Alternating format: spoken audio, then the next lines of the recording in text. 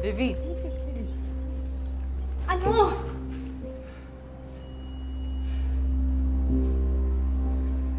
Hindi mo na ba talaga kami mapapatawad?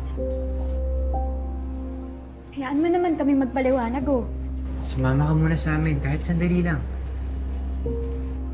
Inuutusan niyo pa talaga ako, no? Pagkatapos niyo akong i-abandon na, sa mga oras na kailangan ko kayo. Lalo na ikaw. Na nakinabang sa atraso mo sa akin. Hindi ako sanay kasi usually before na season 1, unang sequence pa lang, sila agad kasama ko kasi hindi sila agad sa kanya. Eh ngayon, nakakapanibago na sila, Elijah na yung kakulitan ko. Nakakamiss, hopefully makabalik na ako direct. Okay na, masaya naman. Nag-enjoy ka dun sa Mataray na Levi? Hindi kasi ako eh.